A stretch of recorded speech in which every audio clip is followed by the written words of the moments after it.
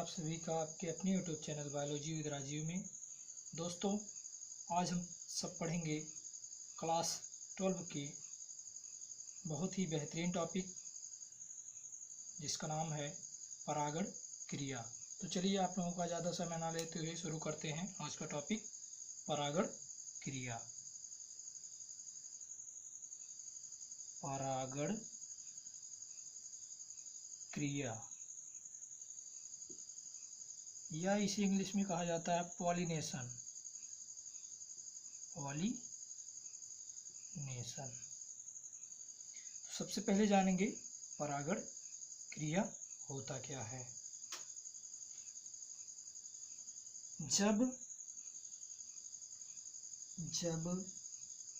परागकण परागकोश से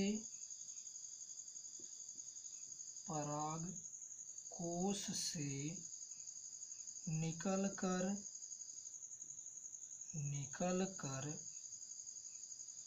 वर्तिकाग्र तक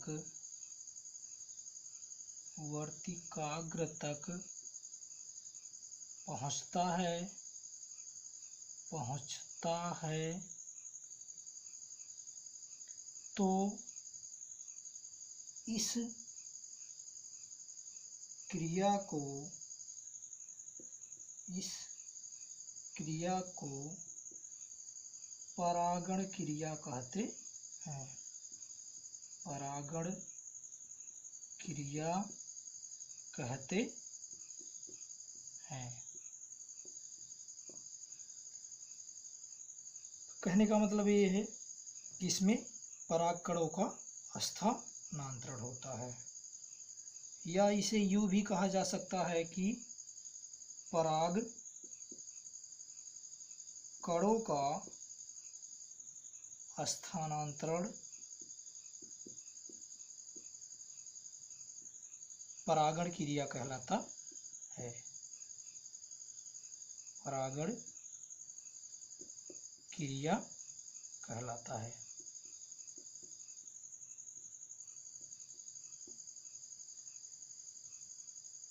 इसके बाद यदि परागण क्रिया के प्रकार की बात किया जाए तो परागण क्रिया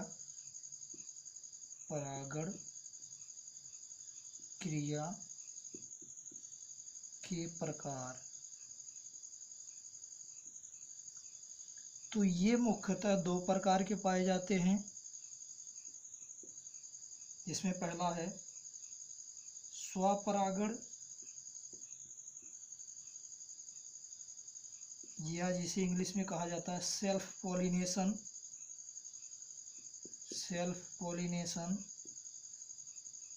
और दूसरा है परपरागण,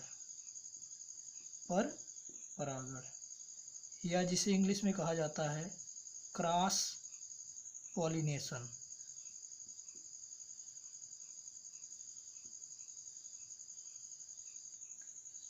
स्वपरागण की यदि बात किया जाए तो यह एक ही पादप पर होता है, एक ही पादप पर।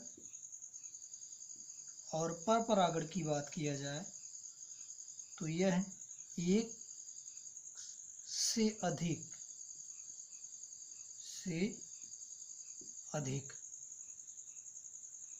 पादपों के बीच की क्रिया होती है। कहने का मतलब ये है, यदि स्वपरागण की बात किया जाए तो जब परागकण परागकोश से निकलकर और दूसरे पादप के वर्तिकाग्र तक पहुंचते हैं तो यह क्रिया स्वपरागण की बात हो रही है। तो इसका डेफिनेशन हो जाएगा, जब एक ही पादप के परागकण परागकोश से निकलकर उसी पादप की वर्तिकाग्र तक पहुंचते हैं तो ये क्रिया कहलाती है स्वपरागण। परपरागण की यदि बात किया जाए तो परपरागण में यह होता है, जब परागकण परागकोश से निकलकर दूसरे पादप की वर्तिकाग्र तक पहुंचते हैं तो ये क्रिया कहलाती है परपरागण।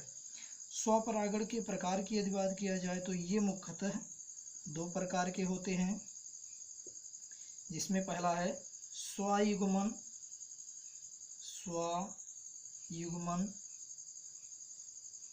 और दूसरा है सजातीय पुष्प परागण। सजातीय पुष्प परागण। स्वयुग्मन किसे कहते हैं? तो स्वयुग्मन की यदि बात किया जाए तो इसमें भी एक ही पादप प्रक्रिया होती है और एक पादप की एक पुष्प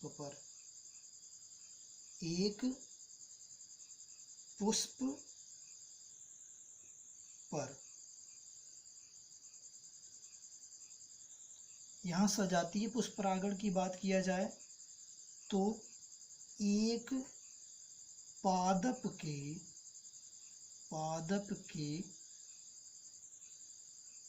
अनेक पुष्पों पर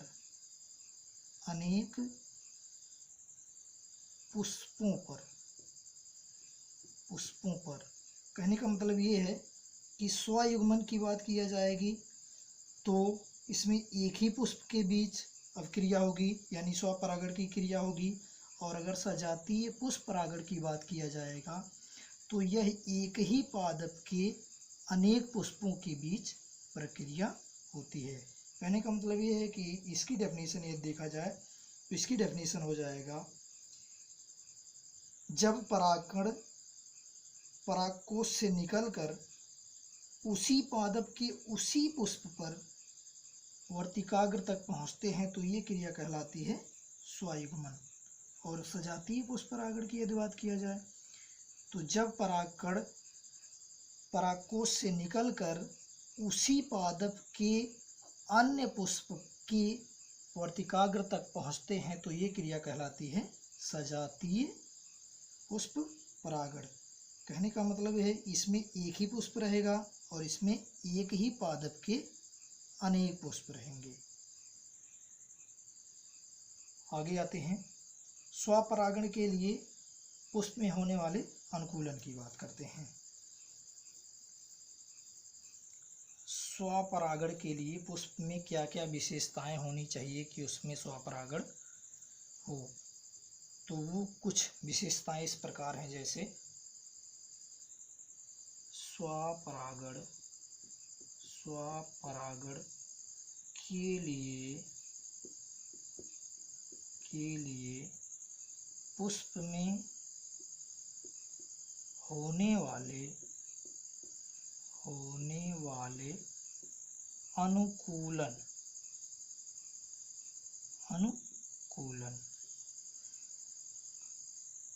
तो इसमें सबसे नंबर 1 पे आता है उभयलिंगता।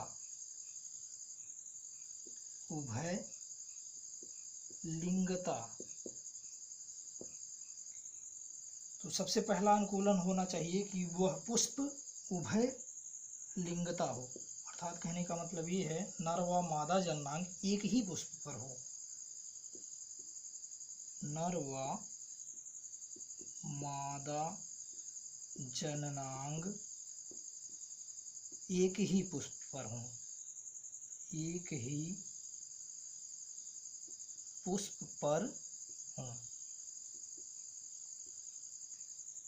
तो पहला अनुकूलन ये हो गया उभयलिंगता, अर्थात नर व मादा जननांग एक ही पुष्प पर हों, तब जाके उसमें स्वपरागण होगा। दूसरे अनुकूलन की यदि बात की जाए तो उसमें समकाल परिपक्वता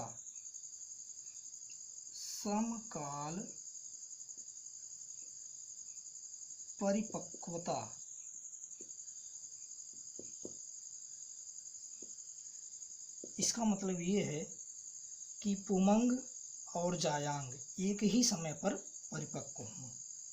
पुमंग और जायांग एक ही समय पर परिपक्व।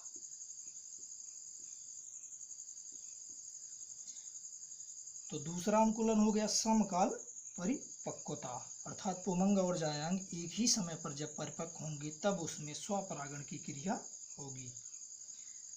नंबर 3 की बात किया जाए तो नंबर 3 पे आता है अनुत्मीलता। अनुत्मीलता,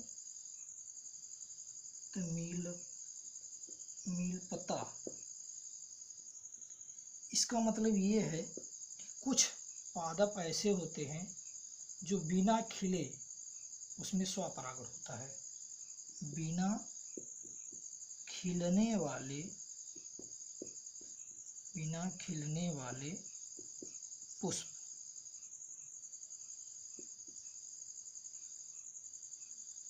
तो इसमें कुछ पुष्प ऐसे हैं जैसे वायोला, जंकस, ड्रोसेरा आदि। वायोला, जंकस, ड्रोसेरा ऐसे पुष्प पादप हैं जो बिना खिलने वाले पुष्प हैं और इसमें स्वपरागण होता है। उसके बाद आगे बढ़ते हैं। स्वपरागण का महत्व। स्वपरागण का महत्व, स्वपरागण के यदि महत्व की बात किया जाए तो उसमें मुख्यतः लाभ और हानियां देखी जाती हैं। तो सबसे पहले स्वपरागण के महत्व में स्वपरागण के लाभ। स्वपरागण के लाभ, स्वपरागण के क्या क्या लाभ होते हैं, तो इसको पॉइंट वाइज देखेंगे। नंबर 1, इसमें परागकण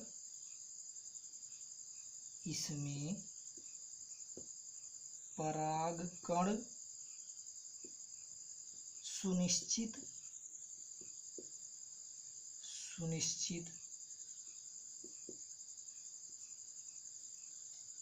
व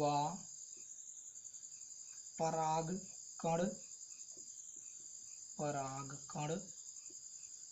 कम खर्च होते हैं।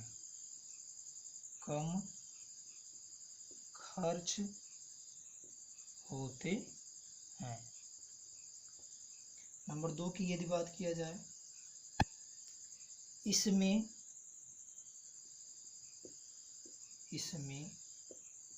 समयुग्मनजी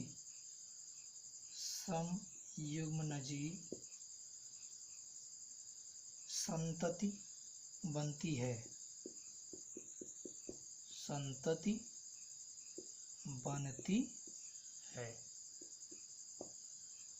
अगले नंबर की यदि बात किया जाए, नंबर 3 की, इसका उपयोग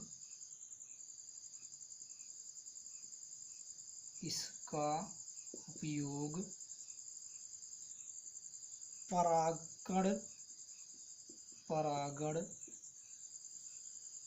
के फेल सेफ विधि में होता है। फेल सेफ विधि में होता है। अगले नंबर की यदि बात किया जाए, नंबर 4 की, तो यह अनिश्चित काल तक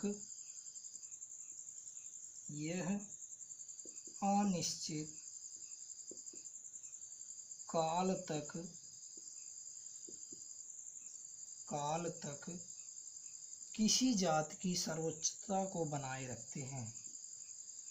किसी जाति की सर्वोच्चता को बनाए रखते हैं। अगले नंबर की यदि बात किया जाए, नंबर 5 की, तो पुष्पों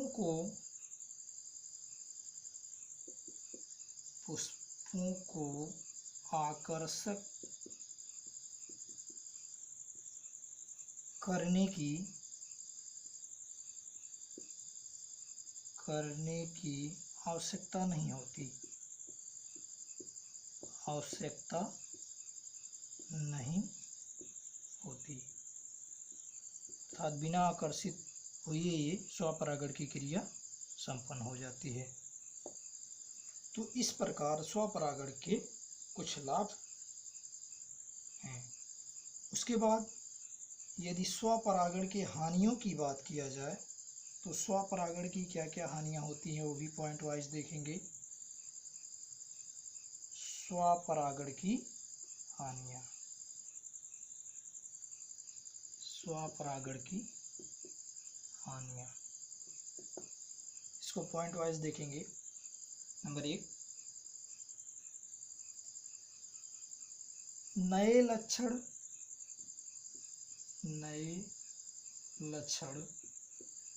विकसित नहीं होते, विकसित नहीं होते। अर्थात कहने का मतलब ये है कि स्वपरागण की क्रिया जब होगी तो उसमें नए लक्षण जो होंगे पुष्प में होने वाले वे विकसित नहीं होंगे। अगले नंबर की यदि बात किया जाए तो विभिन्नता व वातावरण,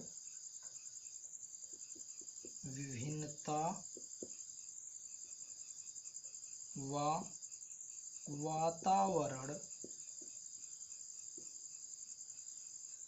अनुकूलन में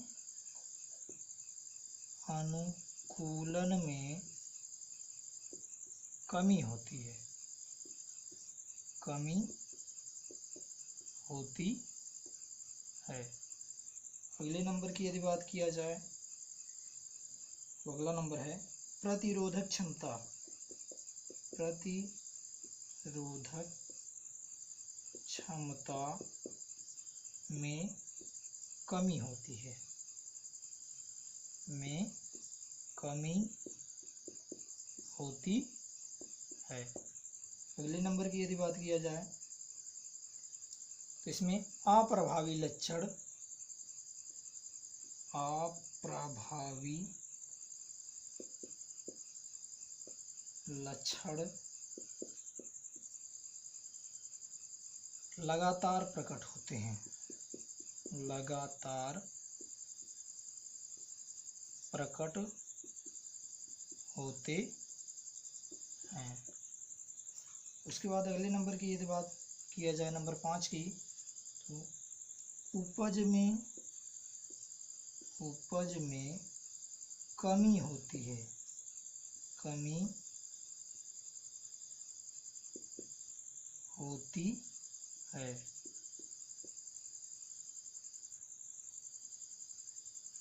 उसके बाद यदि अगले नंबर की बात किया जाए तो त्रुटिपूर्ण लक्षणों को, त्रुटिपूर्ण लक्षणों को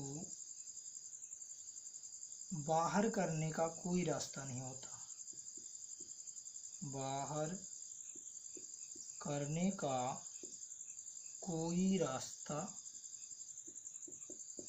नहीं होता है, नहीं होता है।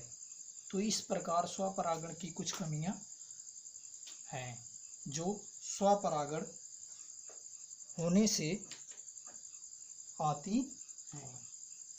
उसके बाद आगे बढ़ेंगे परागण क्रिया के दूसरे प्रकार की तरफ। तो परागण क्रिया का दूसरा जो प्रकार है वो परपरागण है। चलिए देखते हैं परपरागण के बारे में। परपरागण ये क्या होता है, या जिसे क्रॉस पॉलिनेशन कहा जाता है, ये क्या होता है इसको देखेंगे। तो परपरागण के लिए माध्यम या कारक की आवश्यकता होती है, जिसमें मुख्यतः 2 कारक होते हैं। एक अजैविक कारक, अजैविक कारक, और दूसरा है जैविक कारक। जैविक कारक यानी परागण क्रिया के लिए माध्यम अथवा कारक की आवश्यकता होती है। तो ये मुख्यतः दो प्रकार के होते हैं, अजैविक कारक और जैविक कारक। अजैविक की यदि बात किया जाए तो अजैविक कारक मुख्यतः दो प्रकार के होते हैं। इसमें दो प्रकारों को रखा गया है। नंबर 1 पे है वायु परागण, वायु परागण, और नंबर 2 पे है जल परागण, जल परागण। जल परागण। तो यदि वायु परागण की बात किया जाए तो वायु परागण वो होता है जो मुख्यतः वायु में संपन्न हो। अर्थात कहने का मतलब ये है, जब परागकण परागकोश से निकलकर वायु में किसी दूसरे पादप के वर्तिकाग्र तक पहुंचते हैं तो ये क्रिया कहलाती है वायु परागण। इसमें इसके अंतर्गत मुख्यतः यदि उदाहरण के तौर पे देखा जाए कि वायु परागण में क्या क्या आते हैं, मुख्यतः घास, गेहूं, चावल, मक्का, जौ आदि। इन सभी में वायु परागण होता है। उसके बाद यदि जल परागण की बात किया जाए तो जल परागण मुख्यतः दो विधियों द्वारा होता है। एक जल की सतह पर अर्थात जल के ऊपर और एक जल के भीतर। तो जल के भीतर की यदि बात किया जाए तो उसे अधोजल कहते हैं, अधोजल परागण। और यदि जल की सतह या जल के ऊपर की बात किया जाए तो उसे अधिजल। तो कहने का मतलब ये है, इसमें परागकण जल के भीतर परागकोश से निकलकर वर्तिकाग्र तक पहुंचते हैं, यानी कहने का मतलब है ये भीतर, और ये सतह पर या बाहर, सतह पर। इस प्रकार जल परागण होता है। इसके अंतर्गत मुख्यतः यदि उदाहरण के तौर पे देखा जाए तो इसमें नाजास,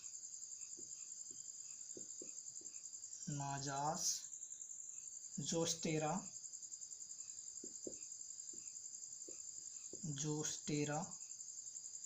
सेटोफिल्म,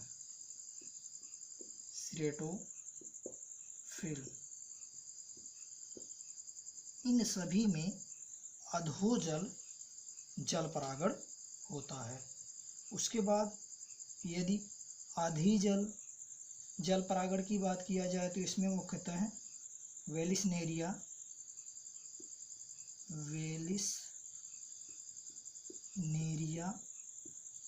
में अधिजल परागण होता है। मेरियोफिल्म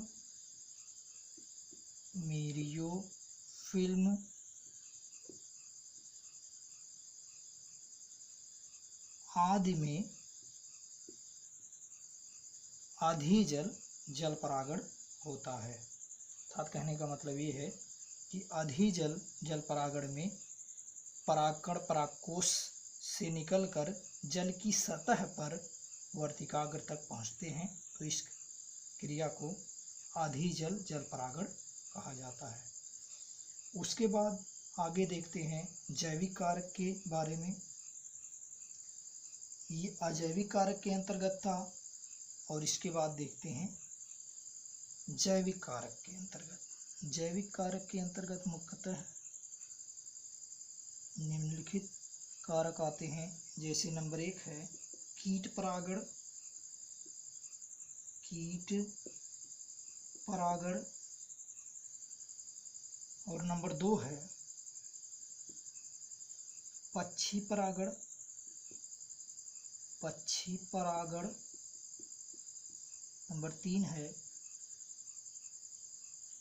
3 है चमगादड़ परागण। चमगादड़ परागण। नंबर 4 है घोंघों द्वारा परागण। घोंघों द्वारा परागण आदि आदि प्रकार हैं जैविक परागण के। तो सबसे पहले कीट परागण की बात किया जाए। कीट परागण क्या होता है? कीट परागण में ये होता है कि इसमें जो परागकण होते हैं वे कीटों के माध्यम से वर्तिकाग्र तक पहुंचते हैं, तो इस क्रिया को कीट परागण कहा जाता है। इसके अंतर्गत यदि उदाहरण की बात किया जाए इसमें क्या क्या आते हैं, तो इसमें मुख्यतः उदाहरण के तौर पे कैप्सेला,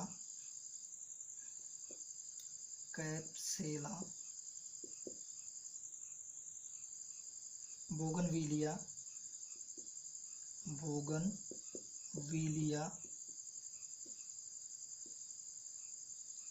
रेफ्लिसिया,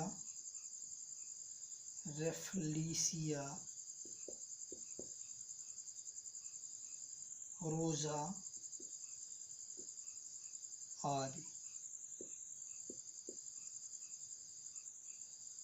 रोजा एक प्लांट है, ना कि मुस्लिम ट्रेडिशन। उसके बाद आते हैं पक्षी परागण के बारे में। तो पक्षी परागण, जब परागकण पक्षियों के माध्यम से वर्तिकाग्र तक पहुंचते हैं तो ये क्रिया कहलाती है पक्षी परागण। इसमें उदाहरण के तौर पे अगर देखा जाए तो इसमें मुख्यतः निकोटियाना,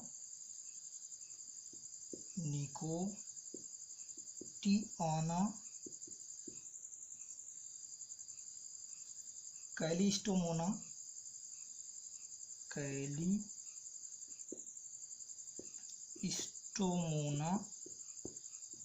आदि आते हैं पक्षी परागण के अंतर्गत। उसके बाद यदि चमगादड़ परागण की बात किया जाए तो इसमें जब परागकण चमगादड़ के माध्यम से वर्तिकाग्र तक पहुंचते हैं तो ये क्रिया कहलाती है चमगादड़ परागण। इसके अंतर्गत मुख्यतः उदाहरण के तौर पे रखेंगे तो इसमें मुख्यतः कदम्ब, कचनार, इमली, टैमरिंड आदि आते हैं। अर्थात कदम्ब में, कचनार में, इमली में चमगादड़ के माध्यम से परागण होता है। उसके बाद यदि घोंघों द्वारा परागण की बात किया जाए तो इसमें घोंघों के माध्यम से परागकण का वर्तिकाग्र तक पहुंचना घोंघों द्वारा परागण कहलाता है। इसमें उदाहरण की यदि बात किया जाए तो इसके अंतर्गत मुख्यतः सर्प वृक्ष,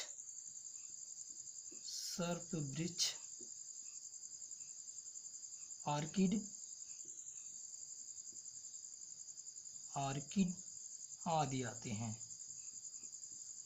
तो इस प्रकार कह सकते हैं कि पर परागण माध्यम अथवा कारक द्वारा होता है, जिसमें अजैविक कारक और जैविक कारक होते हैं। अजैविक कारक के अंतर्गत वायु परागण और जल परागण होता है, और जैविक कारक के अंतर्गत कीट परागण, पक्षी परागण, चमगादड़ परागण और घोंघों द्वारा परागण होता है, जिसमें विभिन्न प्रकार के पुष्प या पादप होते हैं। इसके बाद आगे देखेंगे कि पर परागण के लिए पुष्प में होने वाले अनुकूलन, कि किस प्रकार का पुष्प में अनुकूलन हो कि उसमें पर परागण की क्रिया हो सके। तो पर परागण के लिए, पर परागण के लिए पुष्प में होने वाले अनुकूलन, इसकी बात करें तो इसमें नंबर 1 पे अनुकूलता में रख सकते हैं एक लिंगता।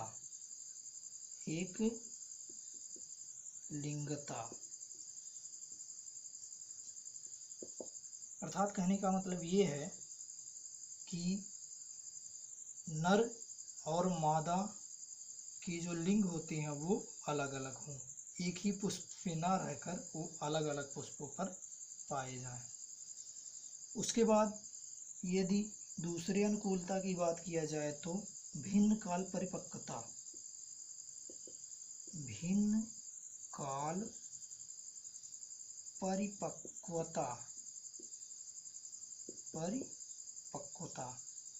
इसका मतलब ये होता है कि पुमंग और जायांग एक समय पे ना परिपक्व हो के अलग अलग समय पर परिपक्व हों। उसके बाद नंबर 3 की यदि बात किया जाए तो नंबर 3 पर है पुपूर्वता।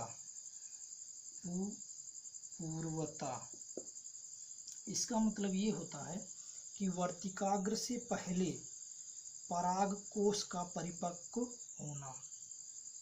वर्तिकाग्र से पहले पराग कोश का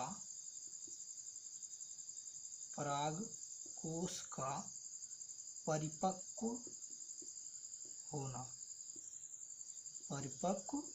होना। उसके बाद नंबर 4 की यदि बात किया जाए अनुकूलता में तो नंबर 4 पे है स्त्री पूर्वता।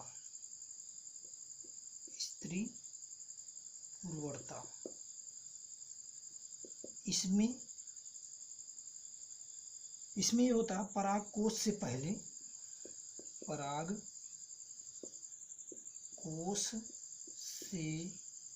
पहले वर्तिकाग्र का परिपक्व होना।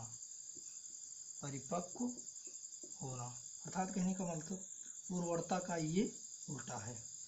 इसमें परागकोश परिपक्व हो रहा है और इसमें वर्तिकाग्र परिपक्व हो रहा है। तो इस प्रकार पर परागण के लिए एक लिंगता, भिन्न काल परिपक्वता, पूर्वता, स्त्री पूर्वता होना चाहिए, तभी पुष्प में पर परागण की क्रिया होगी। इसके बाद आगे बढ़ते हैं, पर परागण के महत्व की बात करते हैं। महत्व में सबसे पहले पर परागण का लाभ देखेंगे। पर परागण का लाभ, यदि पुष्प में पर परागण हो रहा है तो उसका क्या लाभ है। तो नंबर 1, इसमें नई प्रजातियों का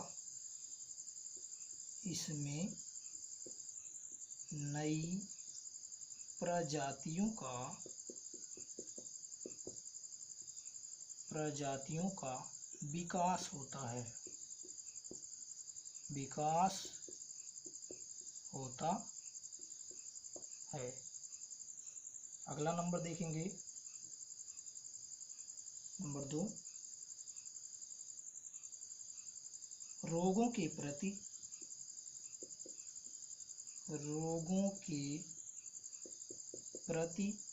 प्रतिरोधक क्षमता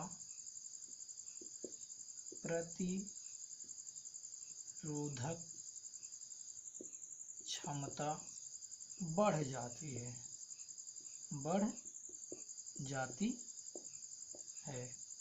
अगले नंबर की यदि बात किया जाए, नंबर 3, इससे संतति में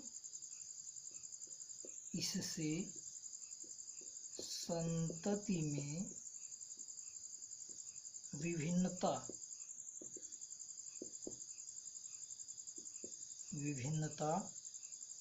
उत्पन्न होती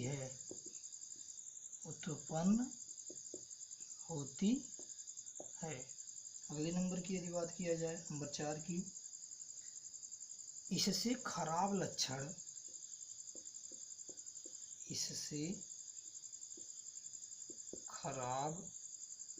लक्षण बाहर हो जाते हैं, अर्थात खत्म हो जाते हैं, बाहर हो जाते हैं। नंबर 5 की यदि बात किया जाए, तो उपज औसत से अधिक होती है। उपज औसत से अधिक होती है। उसके बाद नंबर 6 की यदि बात किया जाए, तो इससे उत्पन्न संतति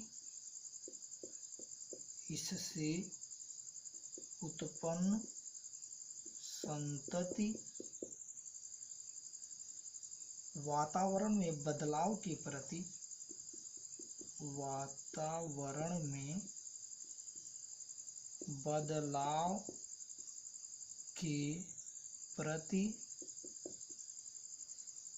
अनुकूल होती है।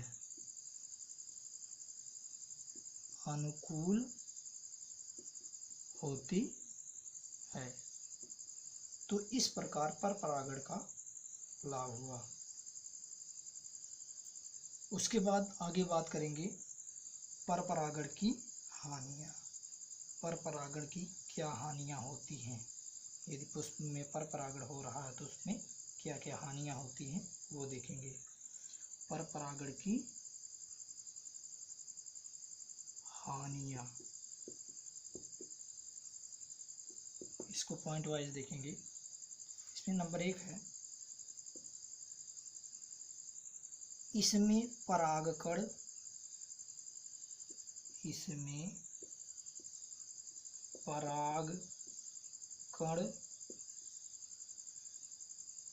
ज़्यादा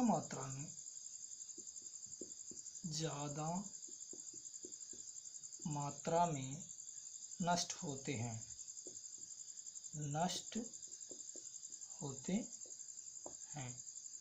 इसके बाद नंबर 2 की यदि बात किया जाए, यह आर्थिक दृष्टि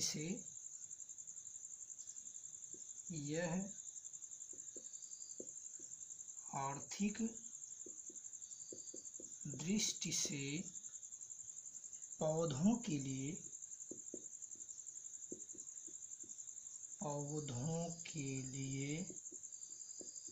उपयोगी नहीं है।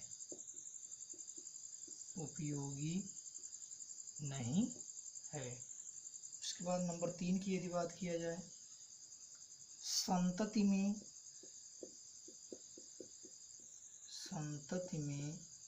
अवांछनीय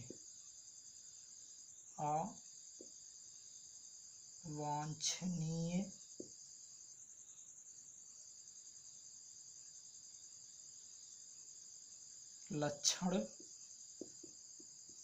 आ जाते हैं।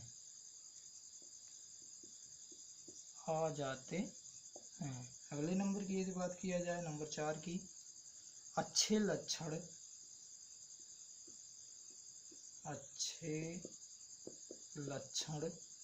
धीरे धीरे हल्के होने लगते हैं।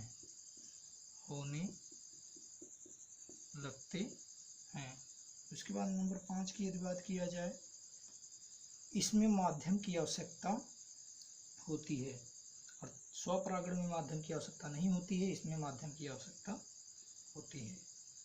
इसमें माध्यम की आवश्यकता होती है, आवश्यकता होती है। तो इस प्रकार पर परागण के कुछ हानियां हैं। बस आज इतना ही। आज का वीडियो कैसा लगा आपको? लाइक करें, कमेंट करें और अधिक से अधिक शेयर करें। और जो लोग चैनल पे नए हैं वो चैनल को अवश्य सब्सक्राइब कर लें। जय हिंद।